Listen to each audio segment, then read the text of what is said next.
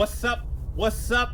What's poppin'? Snake Dog 916 coming at you live from Sacramento, man.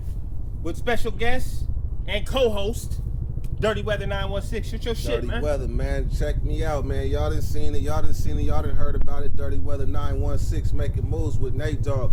Just in case y'all didn't know, this is my older homie. Yes, this sir. is my older homie. So just so y'all don't know, it's all love and all respect, man. We about to bring y'all this good content one time so you can see what led us to this point so we can get this content to you now.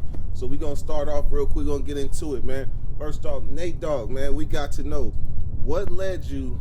First of all, congratulations on 1 million views. Thank you. 1 million views on Big Hurt. Very much. Congratulations. Appreciate it. So first of all, what we want to know is like, what led you to Big Hurt? Because that's very important to this platform that we created. Absolutely, absolutely. Okay, so check me out. First of all, make sure y'all hit that like, subscribe, and notification bell on my channel, and head on over to Dirtyweather 916, man. Hit that like, subscribe, and notification bell. And if y'all want to see some more fire content, man, put your comments in the comments below, man, and tell us what y'all want us to talk about, because we're gonna try to make this a whole new session too. We're gonna have sessions to Sandman and then the dirty. Y'all feel me? The deepest part. Yeah, what led me to Big Hurt in the first place, man, I got out in 2014, man, and a homeboy that I knew from back in the days had went to do some Fed time, and he got at me talking about this dude got this YouTube thing, and he doing interviews with cats that's fresh out. And I'm like, nah, I'm cool. At first I was like, nah, I'm cool, because I'm trying to build a life out here, and I ain't trying to put too much exposure on my criminal record because it happened so long. And right now, my background looks clear, right? Because the crime happened in '96. So when people try to run my background, nothing comes back. So I was like, oh, do I really want to expose myself like that? Yeah. So at first I was like, nah, I'm cool, right? Because no, I've been out 5.5 years. I just did the interview 2.5 years ago, right? Really 2. A little more than 2 years ago. And so first what I did is I built my life out here first and got established in my workplace and my job and all the other stuff. And then I was like, you know what? It's about time to try to start giving back. You feel me? Like, okay, I done built up what I'm building up, so now I need to start getting this message out here and see what it do. Right. So I was like, all right. At first I was just like, you know what? To be honest, at first I was just like, I'll just do the interview because the person who brought Hurt to me is a solid dude of mine. Right. Solid friend of mine. So I'm like, okay, you say he's solid, I'm gonna do it. How long had Hurt been out by the time you came along? Yeah, I don't even know Hurt time frame. I don't know the kind of time Hurt did, or I mean, I know he did Fed time, but I don't know how long he was out. But I know he was already online doing his thing for a while, because I went to watch some of his videos. Yeah. And like I said on his video, a lot of the things that pushed me off from doing it at first was like there was a lot of level 1 killers on there.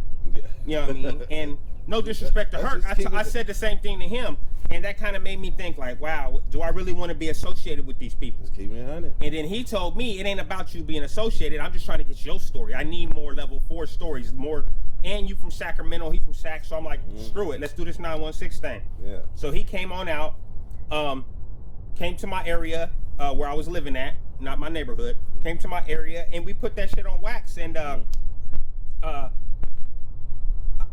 at first, me personally, I didn't, it didn't really, to me, it was like, yeah, it's a video, I put it out. It wasn't really no big deal. I was like, yeah, okay, whatever. I wasn't really paying attention to it that much. You didn't think it was going to get that type of exposure. Right, I didn't think it was going to pop like it did. I didn't know it was going to be one of the #1 videos that Hurt has. Right. You know what I mean? I didn't know that it was going to be, I didn't know my interview was going to be almost one of the longest ones as far as a solo interview, and one of the most popping ones. I didn't understand that, and I didn't understand the feedback that was going to come from it, you know, and of course, eventually I'll end up doing another one with Hurt, you know what I mean, of course, but.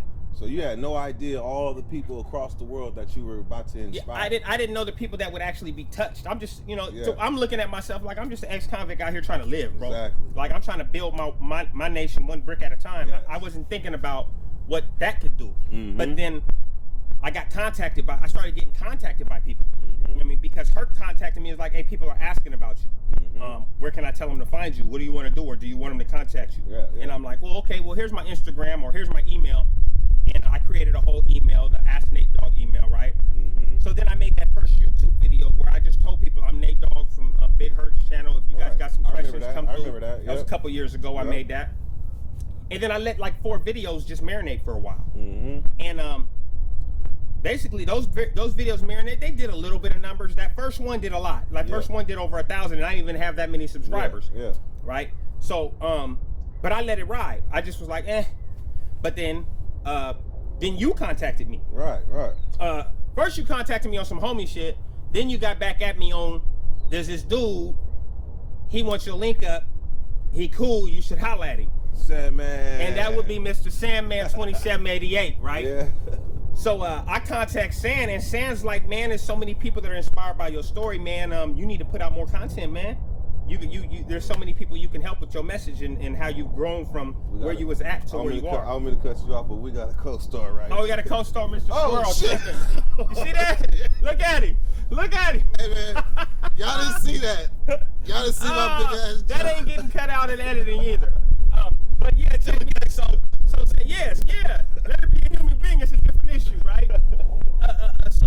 So that, you know, that led me to Sandman, and then you guys know the story after that. But my question is this: y'all know that about me, and this is just an intro. Y'all can understand that we really finna get this popping, right? Straight up. How you come across Big Herc in the first place, man? Tell us your story, man. And you know what? With my story, like I believe in each one, teach one, and I believe in giving props where it's due. So I had got out. I took my first trip back to Florida because, as y'all know, I was on the run in Florida and all that. And I got a homie out there. He was showing me the video of Big Herc. He said, "You know somebody named Nate Dogg?" I'm like, "Nate Dogg?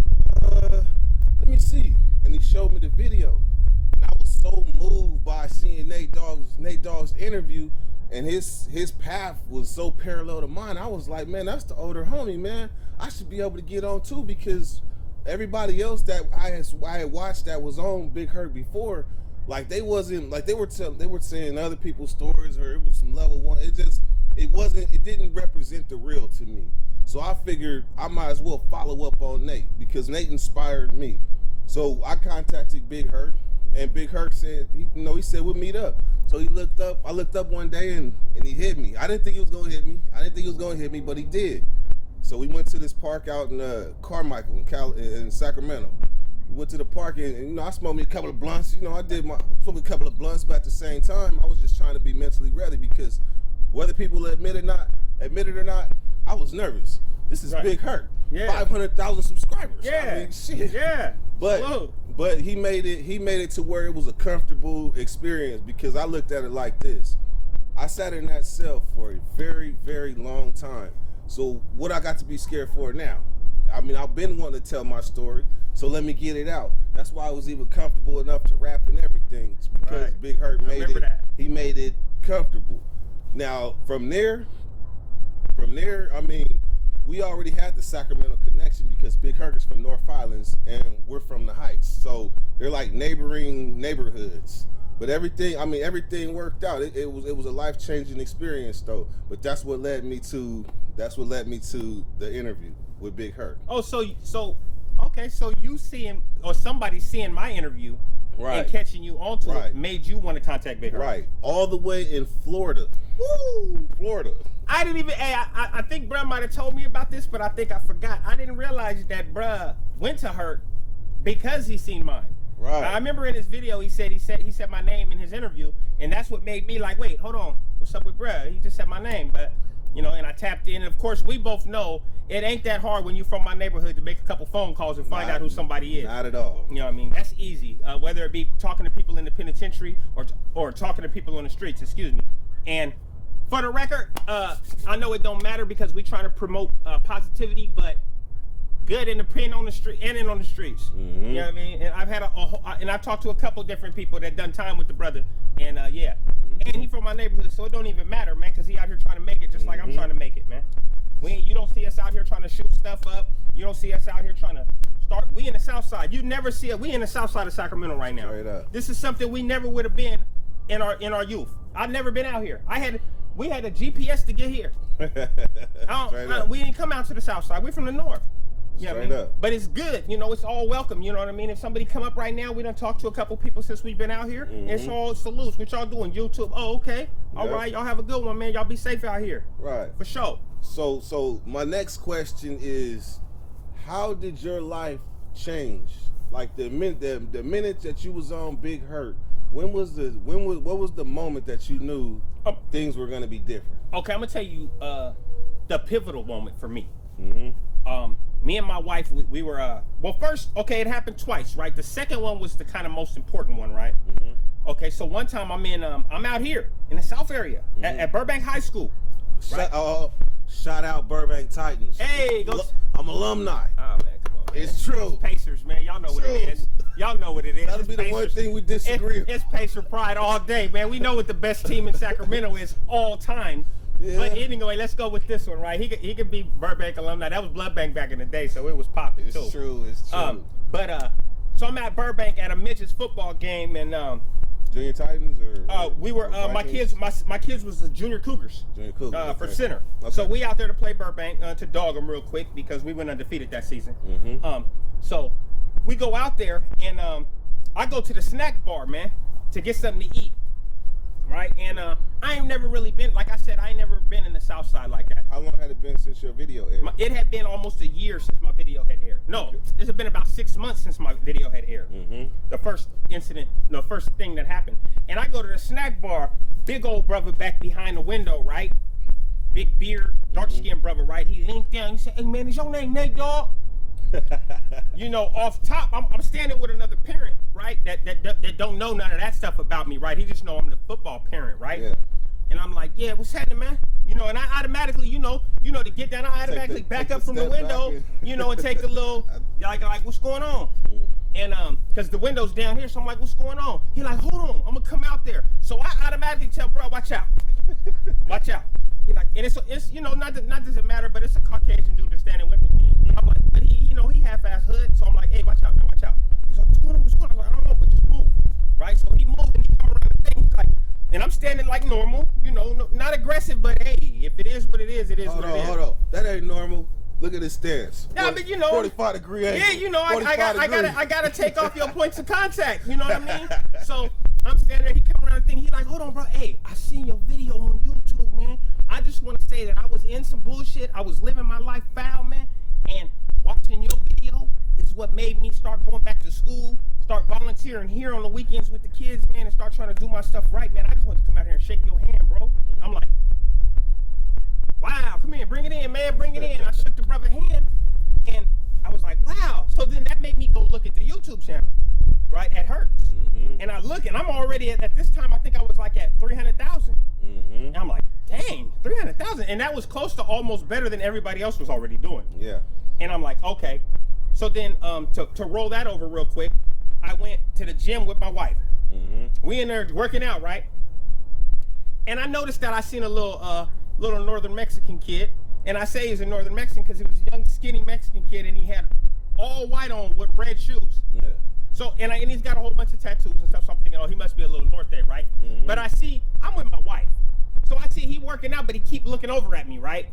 And I'm like, and I'm not, look, I just be trying to do me, man. So I'm just working out with my wife. And I see him at my peripheral, but I'm trying not to make eye contact because I'm not trying to be confrontational. One, with my wife standing right here. Two, period. For what? Mm-hmm. Especially since you're just a kid. What? Come on, I don't want no problems with no kids. So I'm standing there, and he looked, and then he put the weights down, and we start walking in the room where he at, because that's where my wife want to go. Yeah. And he said, "Excuse me, man. Hey, can I talk to you for a second?" I'm like, "Yeah, what's going on, man? Hey, are you Nate, dog?" I'm like, "Yeah."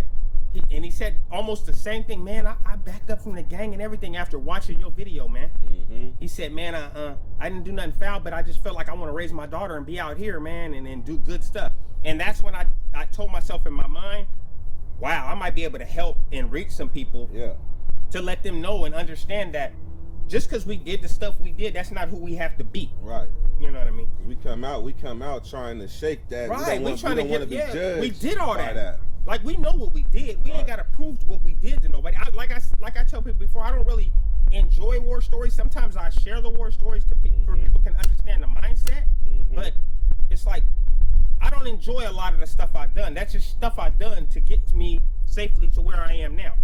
Like, I look at the stuff I did, and I'm like, I'm just glad I made it. Right. Because I wasn't thinking straight. So I can admit that. So what is the turning point where you realize that this let's say social media platform was changing your life? I went through like a waiting period because I actually went on Big Herc before I went on Divorce Court and before I went on Steve Wilco. I was on Herc first. I mean, I filmed the Herc first. Oh, okay. But the Steve Wilco aired before the Big Herc did, so I had to go through a period where I had fans from different avenues. But what happened is, and some of y'all probably heard this story, but I was in Vegas. I was in Vegas at the Metro store smoking me a blunt outside the store. And the security, I think only 2 of my interviews from Big Herc had aired because, you know, I think with Nate, he only did the one long one. Yeah, but he did one long one. Right. Yeah. So with mine, he did a long one and he did some other little ones. You guys did some leading up to the interview. So I'm not really knowing the effects yet. I'm not knowing. So while I'm smoking my blunt, the security walk up to me. I'm thinking he about to say, man, put the blunt out, man. It's a public area. He walks up to me with his hands out like, bruh, you Young Dirt, 916, huh? I was like, yeah. He was like, man, it's a salute. Man, I salute you, man. It's a pleasure to meet you. I salute what you're doing, man. And I'm hella glad I got to meet you. I just want to shake your hand. I was like, man, bring it in. Gave me a hug, and that was that. I went back and told the ex, like, did you see that? Did you see that? So that was the first one. Right. And when you're dealing with somebody that's working against you, I mean, you know, that's how it is. So when I went out of town, I was in Atlanta. People were recognizing me in Atlanta, but they weren't coming up to me. Right. So when I came back out here after being gone for like a couple of months, I'm in the store, and it's this Mexican guy, just like you, a northerner. He looking at me up and down. He's like, I know you. I'm like, man, you don't know me. He was like, no, I know you. I knew there was no way getting around this, but I figured there was an opportunity in here to show the person that was working against me that this stuff is real. Yeah. So when I went outside the store, I pulled up on him. I said, Big Herc. He said, oh, yes, that's why I know you. I just saw your interview 2 weeks ago, man. And I went to shake his hand. He reached in the car and gave me a hug. He reached in the car and gave me a hug. And I looked over at who I was with. I was like, you see this?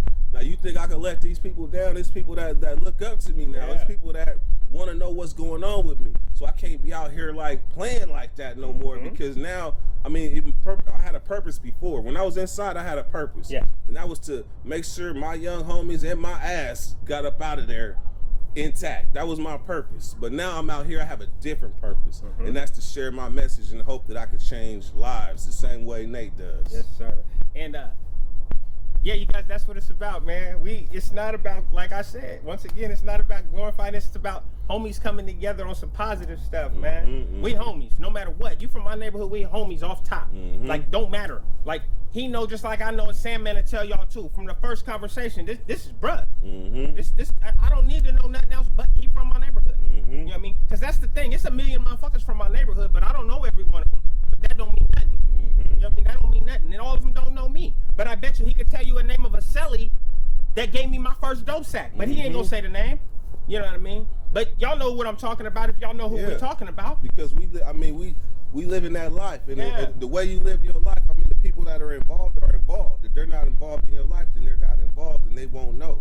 Just like it's the same thing from an older generation and the young. It don't change, man. It don't change. And the thing is that now we just on some positive stuff. Don't get it misunderstood. We not on some turn the other cheek. You know what I mean? We just on some, we living our lives positive. We don't put ourselves in the path of destruction. We're taking ourselves off that path and we on the path of progression. So if you're not trying to progress, you can go to another channel. It's good. This is going to be posted on both our channels. So you guys understand that we doing this together. This ain't no one-on-one situation. Right. This is me and him doing this stuff together. Right. You know what I mean? So it's going to be posted on Dirtyweather 916. It's going to be posted on Nate Dogg 916 simultaneously. It ain't going to be no, I drop it, then he drop it, then I drop it. It's going to be dropped at the same time. We're going to coordinate it so everybody can get the same thing at the same time. And if the subject you want questions you want to ask both of us that you know both of us can talk about, hit us. The next one we do is going to be what it's like growing up in Del Paso Heights. From my generation to Brett's generation. You know what I mean? It's not that big of a difference, but believe me, it's a difference. You know what I mean? So we're going to sign off right now because we got some other stuff we got to get into. The hustle don't stop. This is Nate Dogg 916 live from Sacramento. Straight up, and this Dirty Weather 916. Y'all know what it is. Gone. Competition underrated me, yeah. Started from bottom, they rated me last. I don't really know what they taking me as. Fill his face up with hoes like a Jason and man. Squad and official, I stay with my niggas. Free the fellas, I just pray for my niggas. Middle finger to these hating ass niggas. Still motivating these ungrateful ass niggas. I know they watching me, I'm watching you too. These niggas be mad cause I'm dropping the truth. It's more than one snitch in your solid ass group, and you say no one time and then watch what they